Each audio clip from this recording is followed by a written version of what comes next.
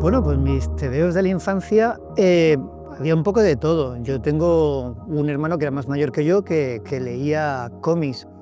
Entonces, con él descubrí los superhéroes, los de la editorial Vértice, ¿no? Aquellas ediciones tan curiosas con las que todos descubrimos a los superhéroes, ¿no? Y muchas veces lo acompañaba al kiosco a cambiarlos, ¿no? Cambiabas algunos, había algunos que a mí me gustaban más que él. Él yo creo que era más un lector que le daba un poco igual, ¿no? Pero a mí había algunos que de repente el dibujo o algún detalle te gustaban, ¿no? Entonces eso no los quería cambiar, ¿no? Tenía que discutir con mi hermano mayor. Y luego, por otro lado, pues claro, eran los típicos, bueno, los que todos hemos leído, de la editorial Bruguera, todos, desde las joyas literarias juveniles bueno, a todo, Pulgarcito, DDT, Super Mortadelo y todos estos, ¿no? Estos eran como las lecturas básicas que siempre había en mi casa. Yo vengo de una familia, como he ido contando en mis cómics, que no eran familia muy humilde. Mi madre, pues como he contado en Regreso al Edén, era analfabeta y mi padre tampoco era una persona, decir excesivamente culta sería decir mucho. Entonces en mi casa no había cultura, no había libros. Lo único que había era alguna enciclopedia y muchos tebeos, ¿no? O sea, infinidad de tebeos de Mortadelo, de Bruguera y, bueno, y algunos de joyas literarias juveniles.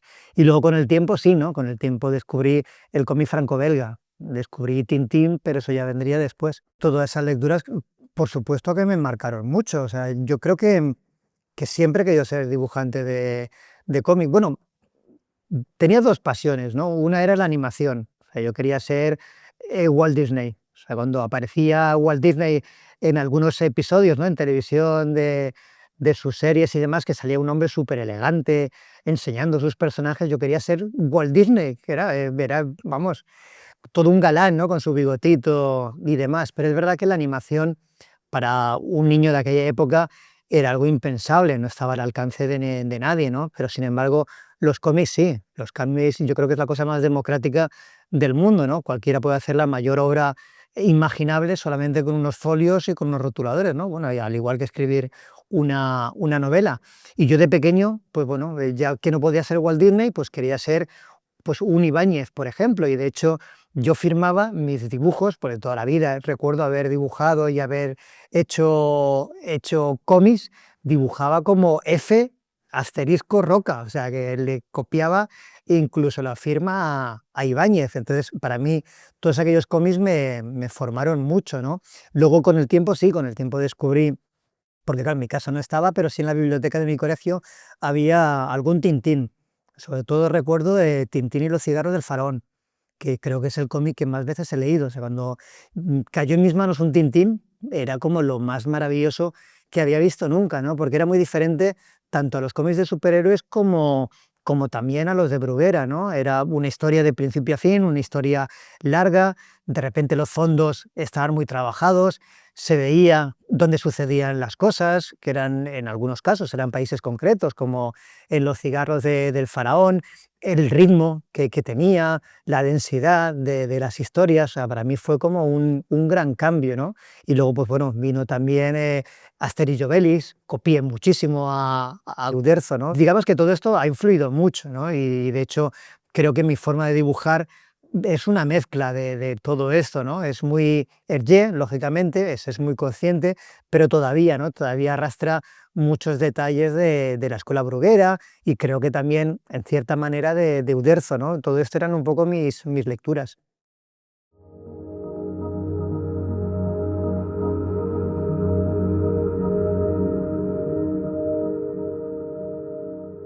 Sí, bueno, mis inicios fueron en el mundo de la publicidad.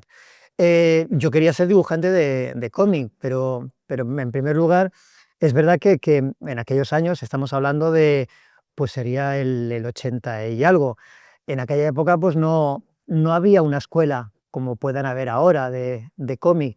Lo más parecido que pude encontrar a poder estudiar cómic era la escuela de diseño, antes se llamaba Arte y Oficios, y tenían además una asignatura que era Historia del cómic, con lo cual era, bueno, me pareció como perfecto. Entonces empecé ahí, estudiando diseño gráfico e ilustración. Y cuando estaba en primero, que yo tendría 17 años, una amiga me dijo que en la agencia de donde trabajaba su novio estaban buscando a alguien que hiciese storyboards. Y el storyboard es verdad que es un poco un puente, ¿no?, entre la publicidad y el mundo del cómic. Entonces pasé por ahí y como, bueno, como para mí el lenguaje del cómic era algo que, aunque tenía 17 años, pero que toda la vida había leído y dibujaba cómics, con lo cual tenía como una cierta facilidad para poder narrar, ¿no?, una historia por medio de viñetas, aunque no hace falta explicar que un storyboard y un cómic no es lo mismo, pero el lenguaje en cierta manera se podía parecer. Entonces, con 17 años empecé a trabajar ya en el mundo de la publicidad. O sea, desde los 17 años hasta, pues no sé si tendría 37 años, cuando publiqué Arrugas, esos 20 años trabajaba en publicidad, que no es algo que me gustase especialmente. Es verdad que en los 80 y 90 con la publicidad se ganaba muchísimo dinero. Era un trabajo bueno, que cobrabas muchísimo, es verdad que trabajabas mucho. Me sirvió para probar muchos estilos gráficos, para aprender, para, digamos, que profesionalizarme en cuanto al dibujo, pero en cierta manera llegué a cansarme, ¿no?, a odiar bastante el mundo de la publicidad. Pero como me iba muy bien en el mundo de la publicidad y la gente que conocía que se dedicaba al mundo del cómic malvivía, hablamos de una época en la que ya prácticamente habían desaparecido las revistas de cómics y salvo que te fueses a Francia, que en aquella época tampoco era fácil, ni a Estados Unidos, pues digamos que no podías vivir de los cómics. Y sin embargo, pues bueno, me acomodé en el mundo de la publicidad durante 20 años. Seguí haciendo cómics muy de vez en cuando, para algún fanzine. Me llegó el gusanillo de decir, bueno, tengo que dejarme la publicidad, a ver qué hago, y empecé, bueno, publicando en una revista, de las pocas que quedaban ya en aquel momento, que era el Kiss Comics. Así que mis comienzos profesionales en el mundo del cómic fue, bueno, la pornografía con La Cúpula, con José María Berenguer. Del Kiss Comics pasé al Víbora, y luego, el Víbora, bueno, La Cúpula, que era la editorial, en aquel momento estaba publicando cosas interesantísimas. Yo creo que el material más interesante que se estaba haciendo lo estaba publicando La Cúpula. Ahí empezó a publicar pues, desde Jason Lutes, Daniel Close, tenían, por ejemplo, no sé, a Peter Bays, a los Hernández, ¿no?, que eran, para mí era de lo mejor. O sea, Jaime Hernández a día de hoy me sigue pareciendo el mejor autor de cómic del mundo. Entonces estaban publicando lo mejor, lo estaban publicando dentro de su colección Brut Comics. Entonces, para mí toda aquella lectura también fue como darme cuenta de que había otro tipo de cómic más allá de la BD francesa o del cómic bueno, de superheroico norteamericano. Y pensé en hacer algo después, ¿no?, cuando ya tenía la confianza de La Cúpula, de haber pasado por el Kiss, el Víbora y otra colección que tenían, que se llamaba Fuera de Serie. Pues bueno, era la oportunidad de poder hacer algo ya más como, bueno, como lo que me apetecía hacer, ¿no?, una historia que en ese momento yo no sabía que se llamaba novela gráfica, pero más en ese formato, ¿no?, más en el formato tanto temáticamente como digamos, de historia autoconclusiva, un poco más adulta, por decirlo de alguna manera. Era, pues eso, era la novela gráfica, pero para mí era como la colección Brut de La Cúpula. Entonces pensé en alguna historia que pudiese encajar ahí, ¿no? Y como nunca había hecho guión, como decía antes, sí que tenía ya, pues bueno, una enseñanza en el mundo del dibujo y digamos, en el lenguaje del cómic aprendida, pero esto de poderte escribir, ¿no?, un guión tú mismo, es algo que nunca había hecho. Había trabajado con un guionista, como comentábamos antes, en una historia para el Víbora, que se llama Road Cartoons, Entonces sí que tenía más o menos, pues bueno, un poco la enseñanza de Juan Miguel Aguilera, que era mi socio en este estudio de ilustración y que él era escritor de novela. Entonces más o menos, pues bueno, tenía un poco, pues bueno, las bases de lo que podía ser escribir una historia. Pero para empezar necesitaba una historia que ya estuviese hecha. Entonces lo que cogí fue el Drácula de Bram Stoker y lo mezclé con Dalí, ¿no? Con el personaje de Dalí y con su autobiografía. Entonces creé como una especie de ficción, ¿no? Una mezcla de todo aquello que sucede en Portgigat, en Cadaqués, y que es una especie de historia de terror y demás, en el que mezclaba ya desde esos inicios la documentación, o sea, la historia real, junto con esa ficción, ¿no? Con esa base de, pues bueno, de historia ya hecha. Lo publiqué en esta colección de Blood Comics y pasó totalmente desapercibido. Creo que fue nominado al Salón del Cómic de Barcelona, la primera nominación que tuve en el Salón del Cómic de Barcelona, que me hizo muchísima ilusión de repente llegar a Barcelona ya siendo un autor. Hasta ese momento había sido un aficionado que iba al salón, y esa fue mi primera vez. Pero es verdad que luego se publicó, como ocurría con todo lo que se hacía en España, lo publicabas y pasaba desapercibido. Pero sí que tenía amigos que ya habían empezado ante ese desierto que era el mundo editorial en España, pues eso, a finales de los 90 más o menos, ya no había prácticamente nada. Muchos habían ido a trabajar a Francia, sobre todo, ¿no? O al mercado de los superhéroes. Entonces contacté con un editor, bueno, con un agente que se llama Rusty Magic, que era esloveno y que había trabajado con otros autores españoles. Entonces, como la cúpula me cedió los derechos para todo el mundo, lo que hice fue ofrecérselos a este agente. Y eran los tiempos en los que existía Internet, con lo cual podías enviar un correo a la otra parte del mundo prácticamente, así que contacté con él, le interesó la historia, pero me dijo que el blanco y negro era algo que no funcionaba en el mercado francés. A mí me gustaba el blanco y negro porque, bueno, porque era esos nuevos cómics que estaban apareciendo de la novela gráfica, era el blanco y negro. Pero bueno, lo que hice fue colorear entero de nuevo ese juego lúgubre, y fue el primer cómic que pude publicar en otros países como Francia y como Italia.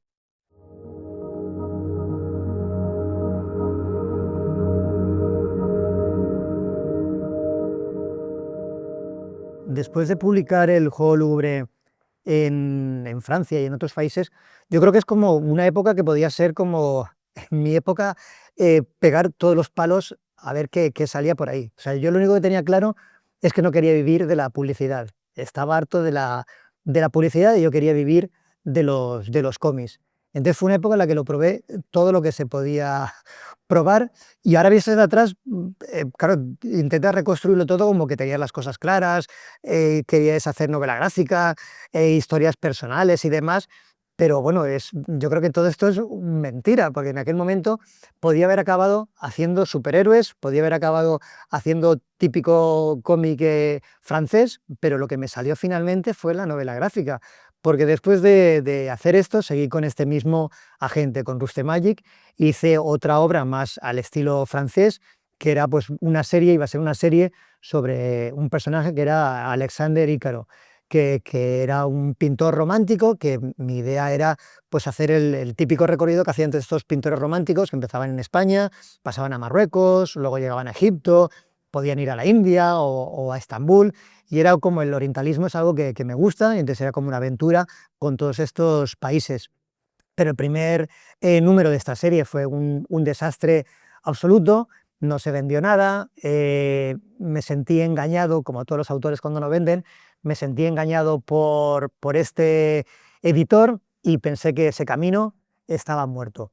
Entonces volví al mercado español, tenía una historia que volvía de nuevo a la novela gráfica, que se llamaba El Faro, y no sabía dónde publicarla en España, y por medio de un amigo, de Manolo Bartual, me dijo que él estaba trabajando con una editorial nueva que se llamaba Astiberri.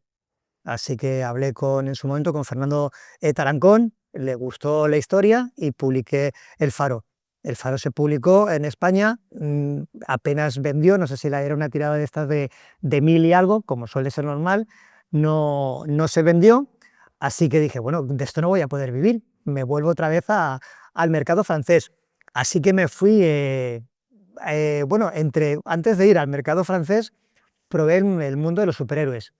Por medio de mi amigo Salva La Roca, empecé a colorear portadas y algún número de los cómics que él dibujaba. De ahí empecé a hacer pruebas para dibujar y en mitad de todas estas pruebas tenía a un lado en Marvel, a ver si podía entrar como dibujante, y por otro lado me fui a Angoulême con dos proyectos también, o sea que tenía ahí como varias cosas. Los dos proyectos, uno era la continuación de esta serie sobre el aventurero pintor, y por otro lado llevaba Arrugas, que era una historia que me apetecía hacer, que no tenía nada que ver con nada de esto, o sea, era novela gráfica, BD francesa tradicional y superhéroes. Y al final, o sea, no fue decisión mía, pero de todo aquello, lo que funcionó o lo que salió, lo que tuvo como un interés más claro de un editor, fue Arrugas, que se lo ofrecía a Delcourt, a la primera editorial a la que fui en Angoulême. Le gustó porque acaban de, digamos que la novela gráfica, después de Persépolis y demás, empezaba a ser de interés para las grandes editoriales. Entonces, una editorial como Delcourt, que sobre todo es una BD tradicional, tenían un nuevo sello que se llamaba Mirage, que creo que habían publicado un par de títulos y necesitaban material para esa colección. Y a Arrugas les encajaba perfectamente. Así que tomaron ellos la decisión por mí. Dejé las pruebas que estaba haciendo con Marvel, me olvidé de la aventura de la BD francesa y me enfoqué hacia la novela gráfica. Para mí, Arrugas me cambió todo, o sea, me cambió la vida en todos los sentidos. Por un lado, pude por fin cumplir mi sueño, que era dejar el mundo de la publicidad. O sea, fue casi instantáneo publicarse Arrugas, sobre todo publicarse Arrugas en España. Yo creo que en Francia funcionó bien de crítica y demás, pero no sé por qué, de ventas no fue ninguna maravilla. Sin embargo, en España fue como totalmente inesperado, porque rompió, digamos, la frontera de los aficionados a los cómics. Entonces llegó a un público muy diverso, ¿no? Llegó a un público que muchos jamás habían leído cómic.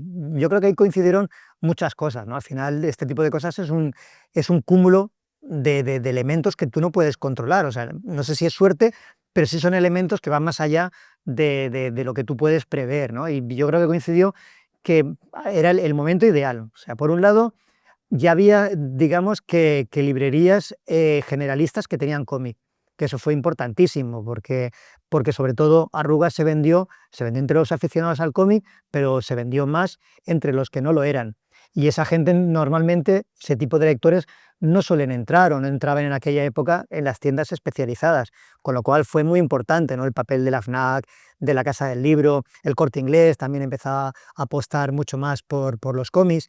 Por otro lado, yo creo que había un cambio generacional en los medios de comunicación. Entonces empezaba a haber gente que eran lectores de toda la vida de cómics, que ahora tenían, digamos, que cargos como redactores en periódicos o estaban en un programa de televisión o de radio o lo que sea, ¿no? Entonces se hicieron como eco del cómic. También yo creo que era un tema que permitía hablar de él sin ningún pudor. Es decir, espera, no, es un cómic, pero ojo, está hablando de un tema serio como es, yo qué sé, la vejez, el Alzheimer o la residencia de ancianos, ¿no? No tienen que justificar nada, ¿no? Les era mucho más fácil venderlo. Y en muchos casos siempre iba acompañado de un reportaje sobre la residencia de ancianos, sobre, yo qué sé, la vejez o cualquier cosa de esa, ¿no? Con lo cual le daban como una pátina, digamos, de seriedad a lo que se estaba hablando. Por otro lado, también estaba el Premio Nacional de Cómic, que era la segunda edición. La anterior, la primera la había ganado Más y la segunda lo ganó Arrugas, ¿no? Entonces fue como un cúmulo de circunstancias que hicieron que Arrugas en España funcionasen muy bien. Y luego, pues bueno, fue también a nivel mundial, ¿no? Arrugas llevamos en España vendidos más de 100.000 ejemplares y se ha publicado, no sé, en una docena o más de países. Pero es algo que fue como totalmente inesperado, ¿no? Y para mí me cambió en muchos sentidos porque no solamente pude dedicarme por entero a los cómics, sino que me hizo abandonar el mercado francés. O sea, cuando se publicó Arrugas en España, yo ya estaba trabajando en el siguiente cómic, que era Las calles de arena, que lo hice también para el mercado francés. Pero cuando lo terminé me di cuenta de que era absurdo seguir trabajando para el mercado francés cuando mi mercado más importante era el mercado español. Entonces, pues bueno, a partir de ahí decidí que iba a publicar con la editorial que me estaba publicando hasta ese momento mis cosas en España, que era Astiberri. Aunque tengo muy buena relación con Delcourt, pero digamos que me era difícil, porque no compartíamos como, no sé, determinadas cosas en común.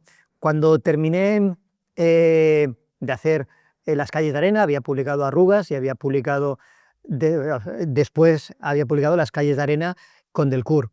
Entonces el editor me preguntó qué era lo siguiente que quería hacer, y le dije que quería seguir por ese camino, y él me dijo que mejor que hiciese BD francesa, que eso no iba a ningún lado, ¿no? Que la BD francesa se basa en las series, que si tú haces un número que funciona, seguramente harás dos y harás tres, y ahí se puede hacer merchandising si aquello funciona. Digamos que esa es la industria, ¿no?, de lo que viven estas grandes editoriales, incluso a día de hoy. Y no era para nada lo que yo quería hacer en aquellos momentos, ¿no? Me sentía más cercano, en todos los sentidos, de una editorial como Astiberri.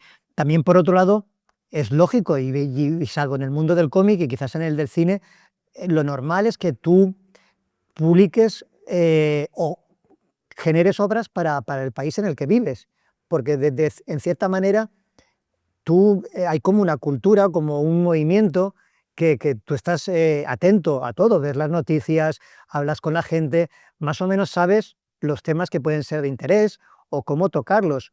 De hecho, después de dejar del y trabajar para Astiberri, la siguiente obra, que es El invierno del dibujante, es una obra totalmente española, que jamás lo hubiese podido publicar en el mercado francés y que en España funcionó muy bien, pero es lo que hablamos, de repente conectó con toda una generación también de gente.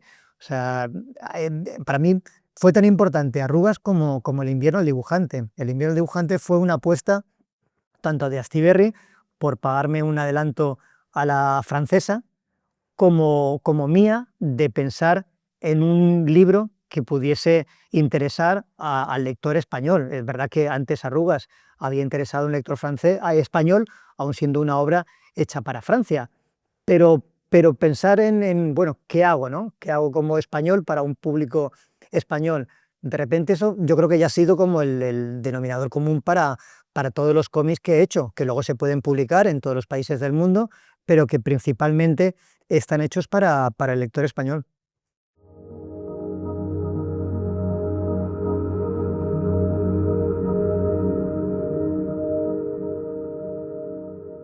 Bueno, del caso del invierno dibujante, también yo creo que, o sea, puede ser, ¿no?, que sea un poco nicho el hablar de unos dibujantes de cómic, pero también pensar que en muchos casos son falsos prejuicios, es decir, el mundo del cine está harto de hablar autorreferenciarse con guionistas, con historias del propio género, o sea, del propio medio, ¿no? O sea, Cantando bajo la lluvia, por ejemplo, infinidad, ¿no?, de historias que hablan de su propia historia, y en el mundo de la literatura es también normal, ¿no? Con lo cual pensaba que si lo que cuentas es interesante, y me pareció quedar con la historia de Tío Vivo, y en eso tengo que agradecerle mucho a Tony Giral toda su ayuda. La verdad es que cuando das con eso te das cuenta de que es muy épico y que da igual, y pensaba, ¿no?, por lo menos confiaba en que no solamente iba a interesar a la gente que leía cómics, sino que iba a interesar, por otro lado, a toda una generación de lectores, que en España, bueno, son muchas generaciones las que conocemos a Bruguera en alguno de sus momentos de la larga historia, y por otro lado a un público general, ¿no?, que al final trata de temas que van más allá del mundo del cómic, y también, pues bueno, tiene diferentes capas, ¿no? Pues también es un acercamiento a la memoria histórica, a un momento de gente represaliada, a cómo crear dentro de una dictadura, a la Barcelona de la época. Entonces, pues bueno, pensé que aquello podía funcionar, pero también fue una apuesta que podía no haber funcionado, ¿no? Y hubiese sido el final de ese experimento. O sea, igual Astiberri ya no hubiese hecho ese esfuerzo, ¿no?, por pagar un gran adelanto, y yo me hubiese vuelto al mercado francés a hacer la BD francesa que el editor de Delcourt quería.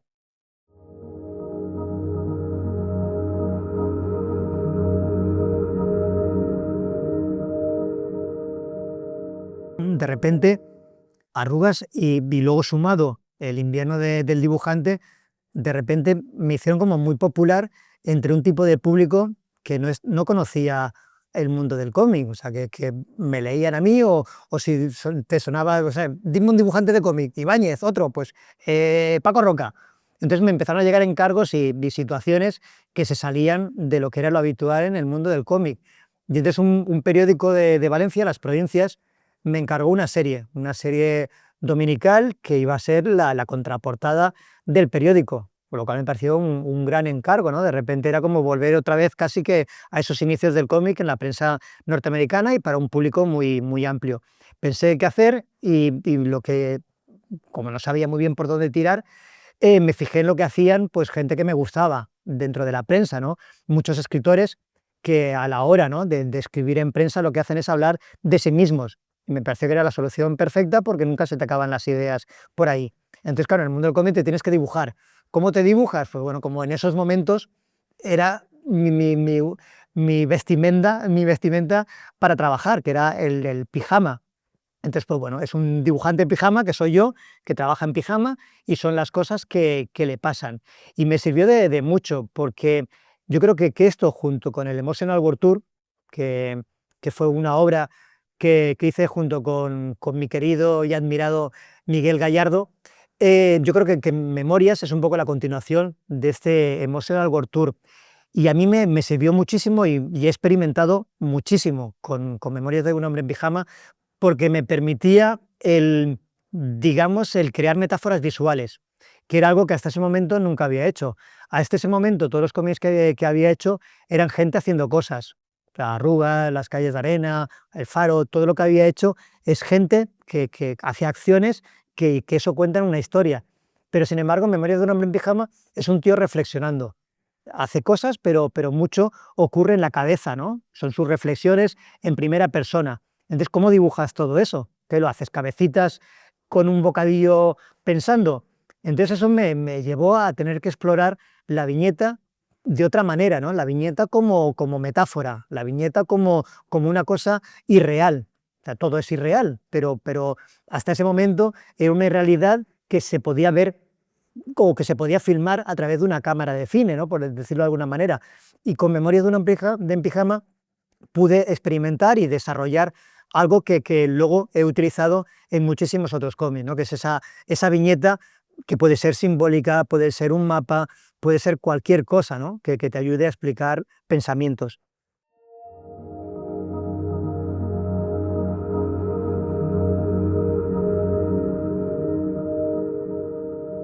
Después de todo esto llegó los surcos del azar, y los surcos del azar surge del azar también, ¿no?, como todas las obras. Tenía que ir a dar una charla al Instituto Cervantes de París, y el entonces director del centro, que era Enrique Camacho, me dijo: no, pero vente mañana al centro porque ya verás, es una charla que te va a gustar. Y entonces allí Belín Mesquida, la periodista, estaba junto con tres excombatientes de la 9 dando una charla.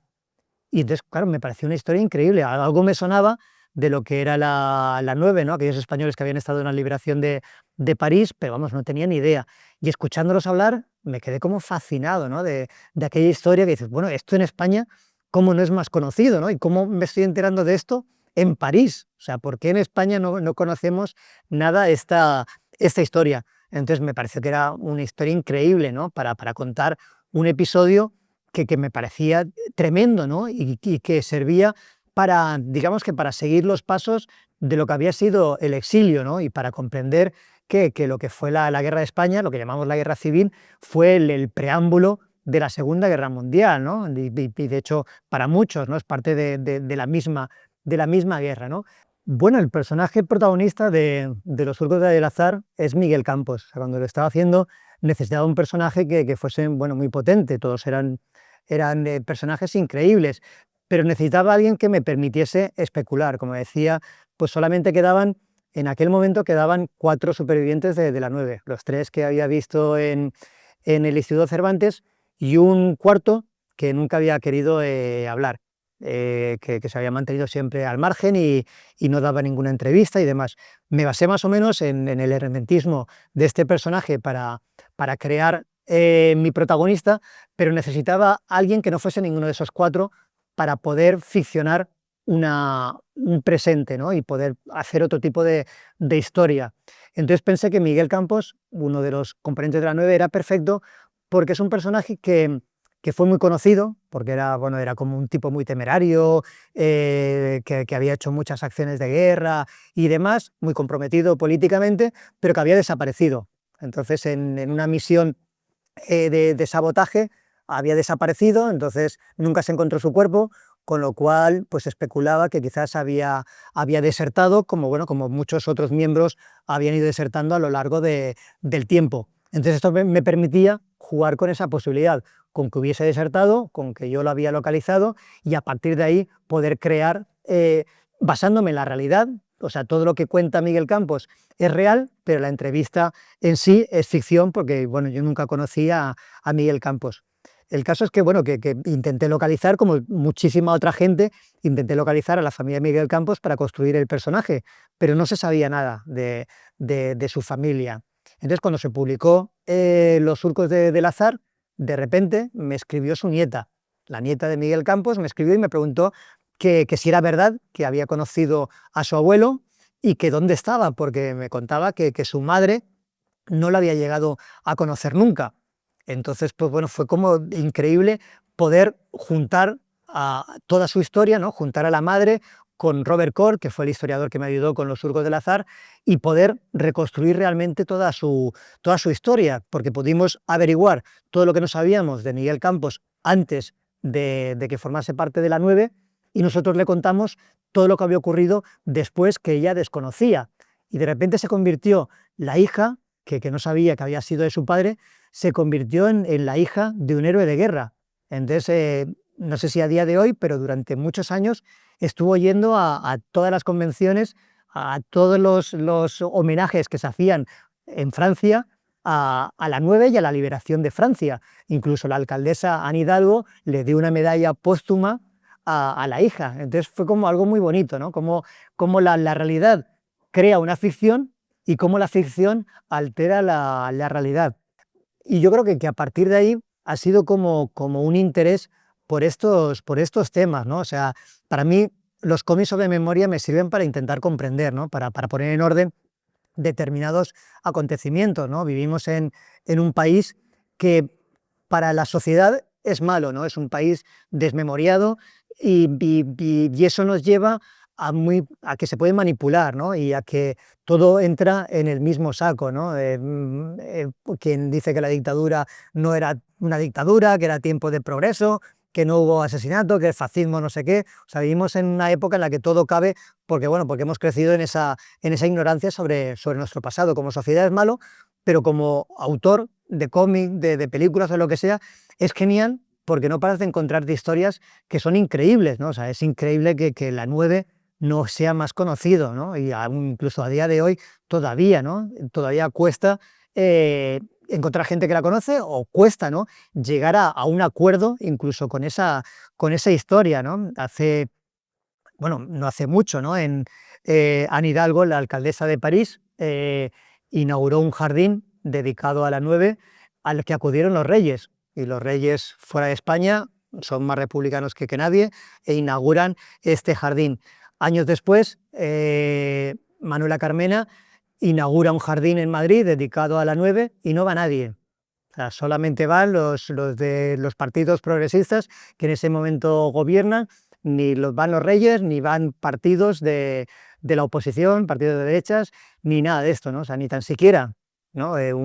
Una compañía como la 9, que luchó contra el fascismo en Europa, que devolvió la democracia a Europa, llega a un acuerdo ideológico, ¿no? O sea, todas estas cosas, la verdad es que a mí me sorprendieron cuando lo estaba haciendo. Yo pensaba que iba a ser un cómic al que todo el mundo le parecería increíble esa historia, ¿no? Y hasta que no lo terminé no me di cuenta y se publicó, no me di cuenta de que había gente que no entraba en ese tipo de historias. Y me di cuenta de que empecé a perder, lo que pasa es que los he ganado por otro lado, empecé a perder lectores, ¿no? Lectores que habían leído Arrugas, que de repente decían que me había posicionado políticamente y los he ido perdiendo con el tiempo.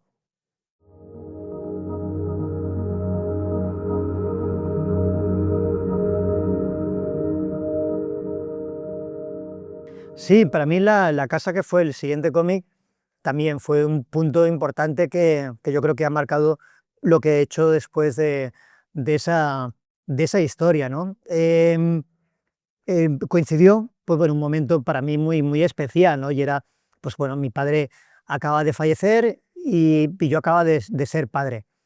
Entonces esas dos cosas la verdad es que me trastocaron bastante. Entonces pensé que tenía otros proyectos, pero lo paré todo y pensé que tenía que hacer un cómic sobre eso en caliente, ¿no? En ese momento que me sirviese para poner en orden todo lo que estaba sintiendo, ¿no? Y yo creo que fue la primera vez, o quizás la única, en la que no sabía qué historia iba a contar, pero sabía las emociones que quería transmitir. Es decir, tenía unas emociones que es lo que yo estaba sintiendo en ese momento, de pérdida, de nostalgia por un pasado, de culpa por determinadas cosas que no pudiste decirle a tu padre o que se quedaron ahí. O sea, tenía el tono de la historia, pero no sabía todavía el qué contar.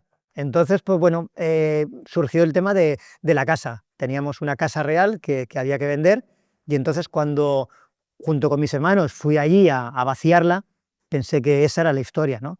Eso era lo que quería contar. O sea, la historia de la casa, la historia de vaciar esa casa y tenía, ¿no?, esas emociones de la pérdida, de la nostalgia, del paso del tiempo, de ser padre al mismo tiempo que pierdes al padre. Y sí que es cierto que no estaba acostumbrado todavía a contar ese tipo de historias. Estaba acostumbrado a contar historias con una estructura muy fuerte. O sea, lo hablamos antes de los surcos del azar. O sea, solamente con contar el argumento ya es interesante.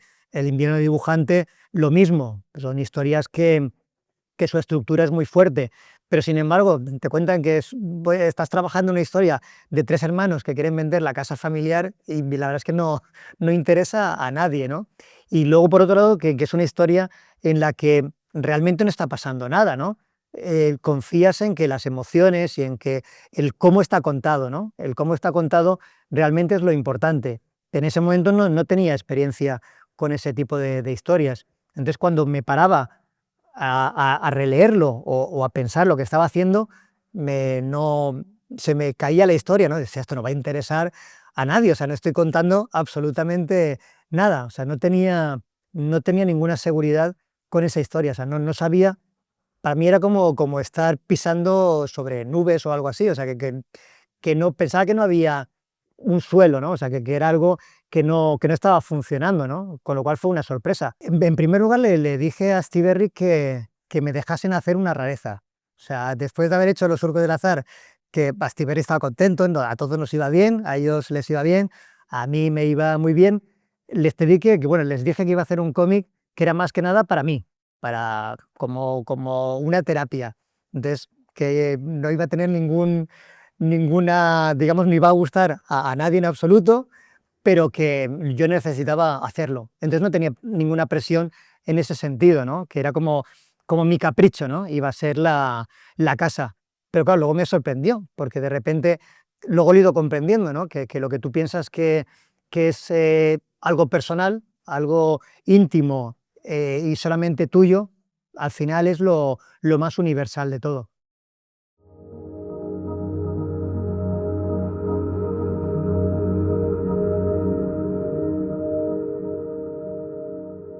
Sí, en cierta manera yo creo que necesitas ir como contraponiendo cosas, ¿no? O sea, también es verdad que cada obra es como que tiene sentido por lo que has hecho anteriormente, ¿no? Y es verdad que después de La Casa buscaba algo que fuese como más ligero, ¿no? O sea, por lo menos emocionalmente, ¿no?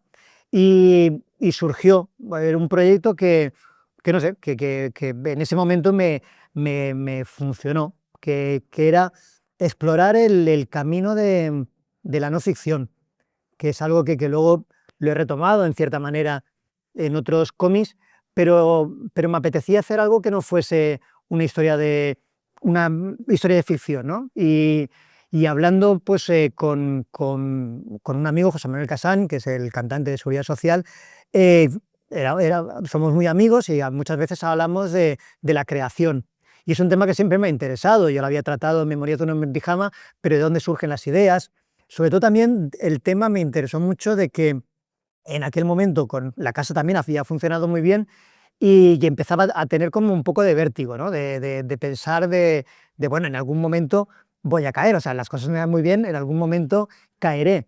Y me interesaba mucho, ¿no? Ver cómo es la industria, ¿no? Cómo es el hecho también que en muchos casos era de que hay como 10 años en el que tú eres una especie de estrella y todo el mundo, digamos que gana sacándote en todos los medios o hablando de ti, pero pasado ese tiempo les resta, ¿no? Hablar de ti. Entonces tú ya estás amortizado, ya no interesas y necesitamos una cara nueva que haga lo mismo, lo que sea, pero tú ya no vas a volver a ser otra vez una estrella. Eso será sobre todo en el mundo de la música, a veces también con los actores ocurre un poco esto.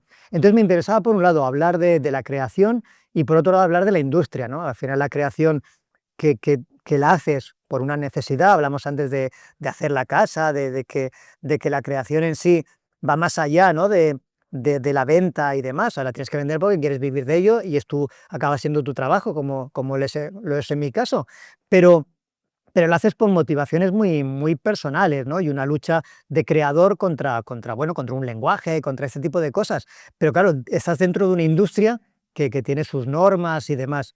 Entonces, hablar con alguien como José Manuel, que en aquel momento llevaba 30 años en el mundo de la música, que había vendido un montón con Chiquilla, con Quiero tener tu presencia en todo el mundo y demás, y que había tenido también, ¿no? Su momento de caída, de verbenas, de pueblos y demás, me interesaba mucho, ¿no? Me interesaba mucho ese diálogo. Entonces este cómic es un poco, bueno, un proyecto que fue, en su momento me parecía que era necesario para mí, el poder hacer un diálogo de este tipo. Y luego el Tesoro del Cisne Negro, que surge después, pues bueno, fue de esas cosas que te llegan de nuevo por azar y que pensaba que también era un camino interesante, que lo había dejado anteriormente, que era el de la aventura. A mí me encanta la aventura, me encanta, pues como hablamos antes, Tintín. Entonces, pues bueno, es un poco volver, ahora que me lo podía permitir, volver a hacer un guiño a ese tipo de cosas. Y además con una historia que yo creo que era muy interesante. O sea, de casualidad, pues bueno, en un viaje a Washington, que tenía que presentar la película de Arrugas, me había invitado a la Embajada de España y el agregado cultural de la embajada era Guillermo Corral. Entonces, cuando pasé por allí a saludar, me dijo algo que es, bueno, me lo han dicho infinidad de veces y siempre no sé cómo salir de esas situaciones. Tengo una historia que es perfecta para un cómic. O sea, yo creo que esto nos lo han dicho a todos los autores de cómic en infinidad de ocasiones. Y me da mucho apuro porque nunca sé cómo salir de ahí. Entonces me lo dijo Guillermo, y dije, ah, bueno, vale, sí, es que voy muy liado. No, no, te invito a comer y te lo cuento. Y me contó la historia, pues bueno, del caso Odyssey, de esta empresa cazatesoros que había encontrado el mayor tesoro jamás descubierto bajo el mar y que pertenecía a un barco español. Y esa historia es verdad que era muy potente, la conocía y demás, pero lo que me llevó a querer dibujarla es que Guillermo la había vivido como diplomático desde dentro. Entonces, de repente le daba como una perspectiva muy diferente, porque se trataba de contar una aventura en la que el aventurero es malo y el bueno es un funcionario, ¿no? que nunca cuentan para nada en ninguna historia, y si cuentan sería el malo. Con lo cual aquí se trataba de contarla desde los despachos, ¿no? Es una aventura desde los despachos y en la que realmente el tema es el patrimonio, ¿no? Y de nuevo un poco la historia de nuestro país. Y la verdad es que también fue muy interesante trabajar. Cuando trabajas con un guionista, que la verdad es que ya no suelo hacerlo, ¿no? Trabajas con otra persona, la verdad es que es muy enriquecedor, porque te saca un poco de tus temas, de tu forma de narrar, aunque luego, pues bueno, lo llevas a tu terreno, pero es verdad que aprendes mucho.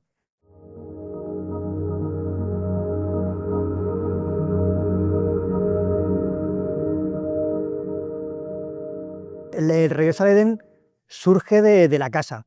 O sea, cuando hice la casa me di cuenta de que nunca había tenido mucho interés por mi familia. O sea, es como lo que pasa siempre, ¿no?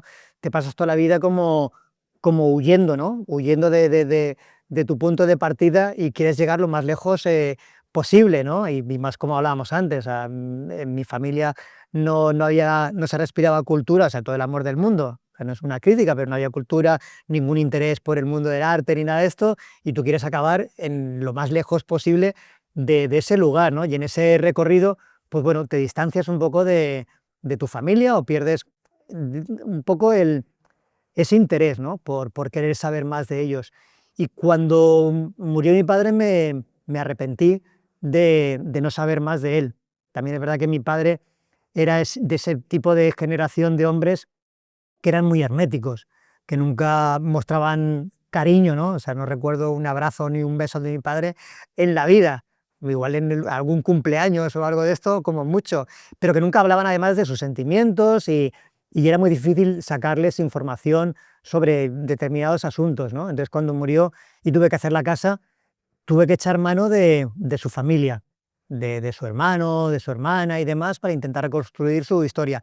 Y a partir de ahí, digamos que volví a conectar de nuevo con mi familia, que la tenía bastante abandonada, y a partir también de esa casa familiar, del cómic de la casa, que es un poco un punto de reunión de toda la familia, pude recuperar un poco la memoria familiar. Y entre toda esa memoria familiar empecé también a interesarme por mi madre, que en aquel momento estaba viva. Entonces lo que hice fue, en cuanto tuve oportunidad, grabar entrevistas a toda mi familia, simplemente por guardarlas. Tengo dos niñas que en aquel momento eran pequeñas y pensé bueno, que les gustaría en algún momento saber más sobre la memoria de su abuela y que ella hablase su tatarabuela y demás. Entonces cuando bueno, empecé a entrevistar también a mi madre y ella me hablaba mucho, al final siempre de su infancia, ¿no? Es lo que tiene que de toda la vida, mi madre tenía casi 90 años en aquel momento y siempre volvía a su infancia. Y dentro de su infancia, a su madre, lo cual es normal, pero la curiosidad es que su madre había muerto cuando ella tenía 14 años o 12 por ahí. O sea, y ella había pasado, claro, tenía casi 90, casi 80 años o más, 70 y muchos, los había pasado sin su madre, pero me decía que se acordaba de su madre a diario, pero de lo que no se acordaba era de la cara que tenía su madre. Entonces, para eso tenía una fotografía, que es la única que mi madre tenía con su madre, hablamos de una familia muy humilde en plena posguerra, y es una fotografía que claro, yo la había visto muchísimas veces porque estaba debajo del cristal de la mesita de noche. Entonces pensé que ahí sí que había una historia. O sea, empecé haciendo entrevistas solamente para mí y acabé encontrando un leitmotiv que pensaba que era muy interesante, ¿no? Que era el intentar conseguir que algo tan objetivo, digamos, como es una fotografía, que cualquiera que la ve es un día de playa, con una familia sonriente y demás, que no tiene ninguna carga emocional para nadie. Sin embargo, para mi madre es el mayor tesoro del universo, ¿no? Y además con el hecho de que físicamente es irreemplazable, o sea, no hay copia de eso. Con lo cual se trataba de intentar que el lector llegase a sentir lo mismo que sentía mi madre por esa fotografía, ¿no? Entonces me parecía que era un buen reto, ¿no? Intentar crear una historia que consiguiese esa emotividad, ¿no? Que a partir de la fotografía, entrando y saliendo en ella, pudiésemos comprender por qué era tan importante esa fotografía para mi madre. Y para mí, yo, si tuviese que elegir cuál es, o decir cuál de mis cómics es el más cómic, diría que es Regreso al Edén. O sea, creo que Regreso al Edén, no sé por qué, por cómo está concebido en un primer momento, por la voz del narrador, que es algo que nunca había utilizado, me parece que es el que más recursos propios del cómic utiliza. Y es el menos cinematográfico de todos, que para mí es como la prueba de que, vale, es el mejor de los cómics que he hecho en ese sentido.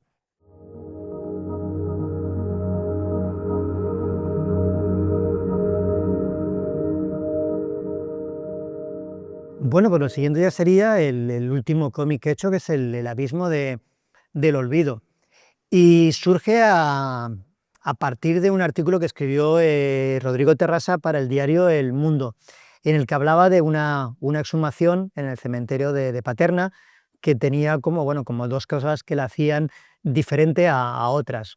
Primero porque fue la última que se hizo con el dinero de las ayudas del gobierno de Zapatero, porque cambió el gobierno y Rajoy ya prometió en campaña electoral y luego lo cumplió, incluso se enorgulleció de ello, que iba a dedicar 0 euros al tema de la memoria y al tema de las exhumaciones y demás. Entonces Pepica Celda, que es la hija de uno de los fusilados que estaba en esa fosa común, consiguió exhumar in extremis esa fosa y además en esa saca que se consiguió exhumar aparecieron unas extrañas botellitas que nunca antes en ninguna otra exhumación habían aparecido, escondidas entre los huesos de los fusilados.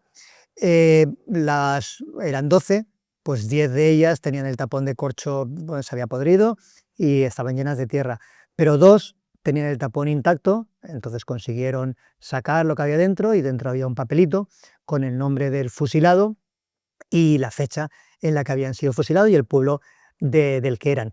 Y esto fue de gran ayuda para, para poder identificar los cuerpos, ¿no? Para saber que realmente esa era la fosa que estaban buscando y era la fosa de su padre, ¿no? Y además era como un detalle muy simbólico, ¿no? Porque parecía que era un grito, ¿no? De un mensaje, ¿no? Una botella en el tiempo, como queriendo decir, bueno, yo soy este, sacadme de aquí, ¿no? Entonces, Rodrigo hizo un artículo que era muy bonito en este sentido. Y, y Rodrigo es amigo de hace mucho tiempo y con él habíamos hablado muchas veces del camino del periodismo, de la crisis del periodismo, de lo fugaz que son las noticias en prensa que no calan en la gente. Yo le había hablado también muchas veces de mi interés por jugar en el terreno en el que juega, digamos que la literatura, en el sentido de que en el cómic, al igual que en el cine, nos hemos acostumbrado a que las cosas que cuentas tienen que estar en boca de los personajes. Y eso está bien, pero muchas veces te condiciona y no puedes contar determinadas cosas. Sin embargo, la literatura no tiene ese problema. Tú tienes los diálogos, pero el escritor tiene la libertad de parar el diálogo y de repente contextualizarte la historia, contarte una época, un tal, dedicar un capítulo entero a otro asunto y después seguir con los diálogos o con lo que sea, ¿no? Y el cómic es como que todavía estamos ahí al rebufo del cine, de no, hay que contarlo todo con diálogos o dentro de esa narrativa, ¿no? Y para determinadas historias es un problema, ¿no? O sea, pensé que si había una historia que necesitaba, digamos, de esto, era el tema de las exhumaciones y el de la memoria histórica, ¿no? Que tiene tantos matices que si empiezas a ponerlo en boca de los personajes, aquello te queda como de que al final cuentas lo que puedes contar, ¿no? Que se puede hacer, lógicamente, pero por un lado necesitas muchísimas páginas para poder contar todos esos detalles pequeños que quieres contar y luego que siempre queda forzado. Y siempre es una mentira, que dices, joder, si sé que es mentira lo que estoy contando porque estoy poniendo en boca de algo que quiero decir. Entonces me apetecía jugar en el terreno de la literatura y de poder juntar la ficción con la narrativa, ¿no? Y esta historia de repente era perfecta para ello.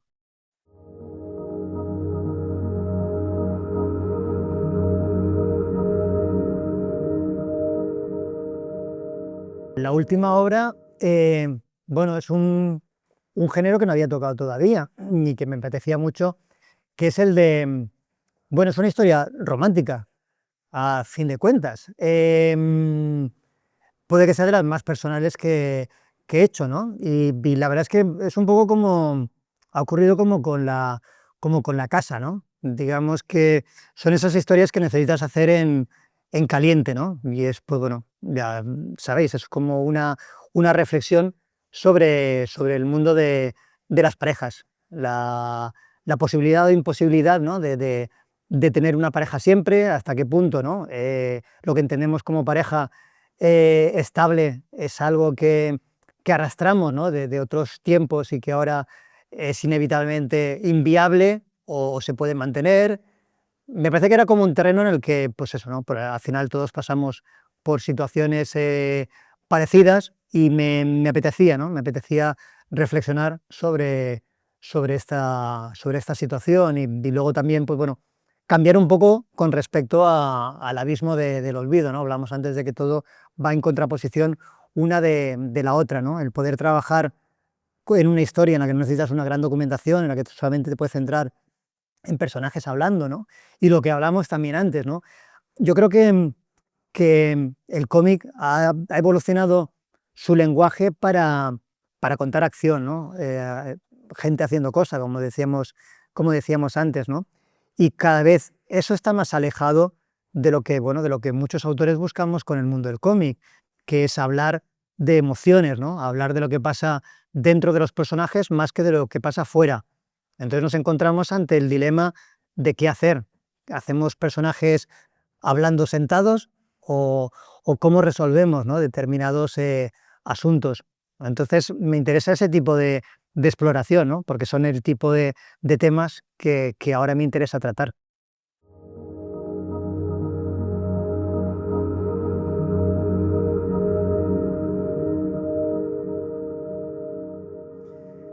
Pues la historieta para mí, pues bueno, es mi medio de comunicación, ¿no? Y me parece que es uno de los medios más directos, ¿no? que existe, ¿no? Y cuya lectura es más anárquica posible, ¿no? Anárquica en el mejor sentido de la palabra, ¿no? En el que presente, pasado y futuro está todo conviviendo a la vez, ¿no? En un cómic el espacio que ocupan, ¿no? las viñetas en una doble página es el paso del tiempo y continuamente lo estamos leyendo, nunca leemos primera viñeta, segunda viñeta, tercera viñeta, sino que vamos alternando todo a la vez, ¿no? Y estamos pasando del presente al futuro, nos quedamos aquí, luego volvemos para atrás, vemos cómo termina la página. Digamos que es una lectura totalmente anárquica, ¿no? Y además nos permite el detenernos, ¿no? en una viñeta todo el tiempo que queremos, mirar todos los detalles, ¿no? Y eso yo creo que convierte, ¿no? la lectura de un cómic en algo que no se da ni en la literatura, ni se da en el cine, ¿no? Y es una mezcla, ¿no? Una mezcla de todos los tiempos en uno, ¿no? Con lo cual lo convierte en algo muy especial, ¿no? Es como una máquina del tiempo, la lectura de un cómic, ¿no? Y eso lo hace único. Y eso creo que usándolo bien te permite, ¿no? una forma de narrar que es única del mundo del cómic.